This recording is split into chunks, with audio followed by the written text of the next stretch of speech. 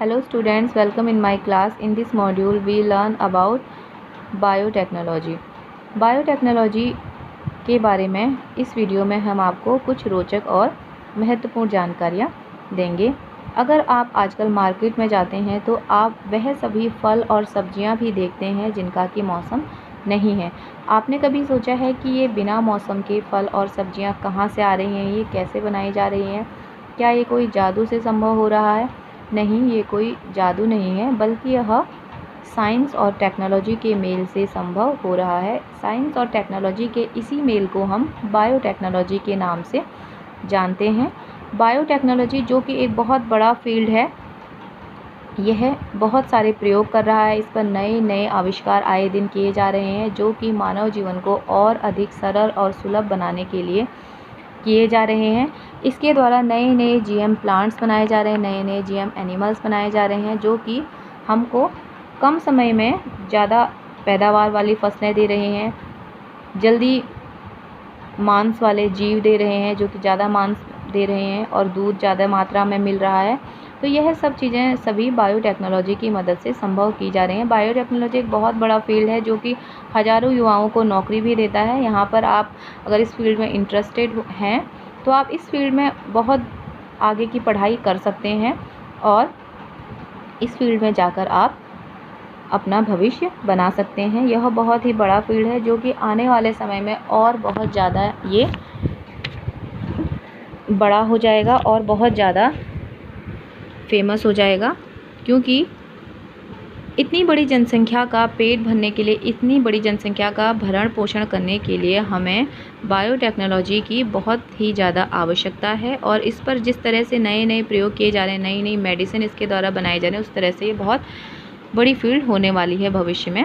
1973 में जब recombinant DNA technology की खोज की, उसी के बाद ही इस बायोटेक्नोलॉजी की फील्ड का डेवलपमेंट शुरू हुआ।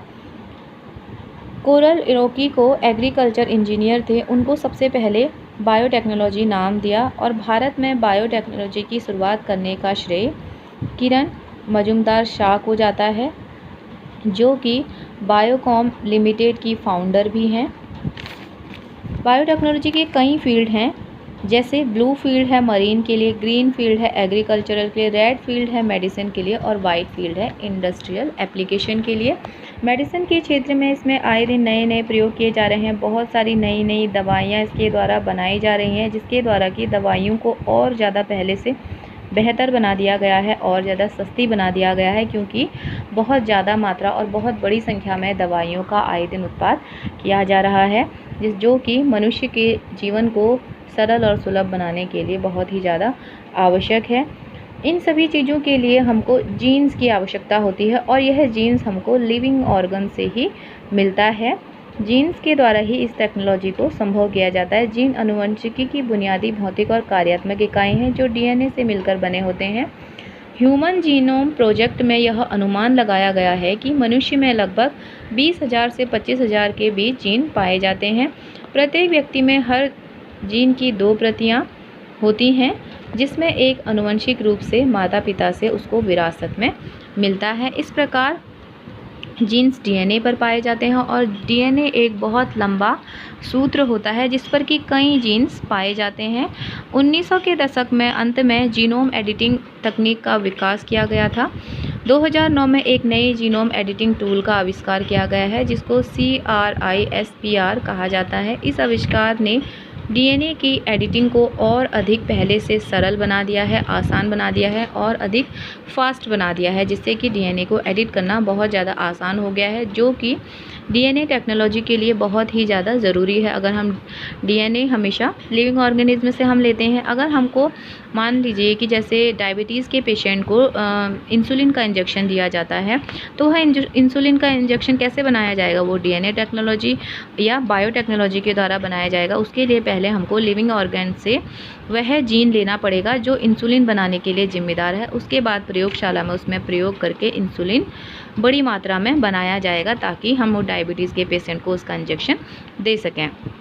इसका उद्देश्य चिकित्सीय प्रभाव को बेहतर करना, दवाइयों के प्रतिकूल प्रभाव एवं खुराक को कम करना, प्रतिरोध के विकास को कम करना तथा सस्ते इलाज की ओर बढ़ावा देना है। डीएनए टेक्नोलॉजी के द्वारा हमको बहुत ज़्यादा लाभ होता है।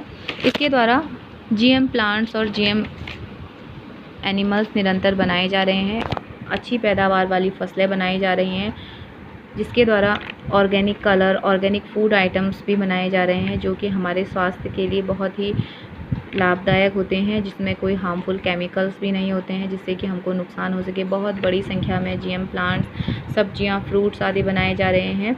बेकरी उद्योग में बायोटेक्नोलॉजी का बहुत ज़्यादा प्रयोग किया जा रहा है। लिक्विड फूड आइटम्स में भी बायोटेक्नोलॉजी का प्रयोग करके ही इसको बनाया जाता है।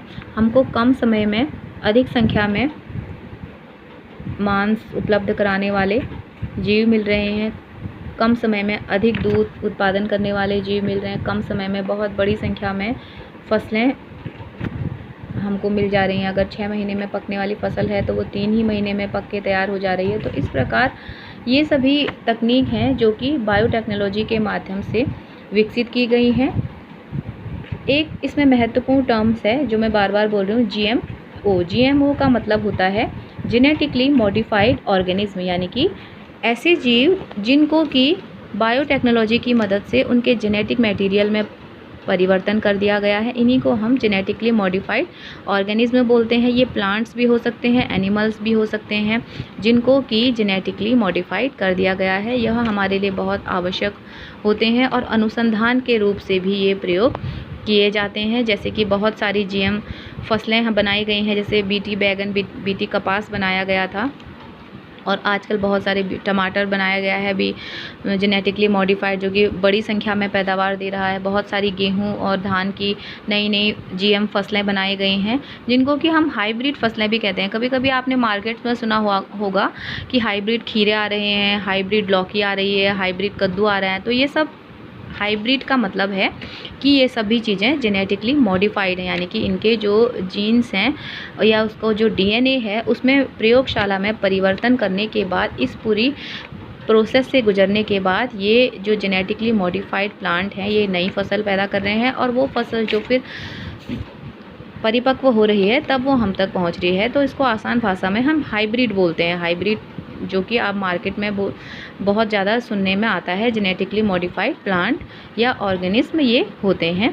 आए दिन इस क्षेत्र में नए नए प्रयोग किए जा रहे हैं, जिसके द्वारा 6 महीने में पकने वाली फसल 3 ही महीने में पक जा रही है, और अगर 2 लीटर दूध देने वाली गाय हो तो वो 4-6 लीटर दूध दे रही है। इस प्रकार से इस प्रकार के नए नए जीवों का, नई नई फसलों का उत्पादन किया जा रहा है। इस फील्ड में इंटरेस्टेड अगर कोई छात्र है तो वो आगे की पढ़ाई इस फील्ड में कर सकता है, क्योंकि इसमें भविष्य बहुत ज़्यादा उज्जवल है।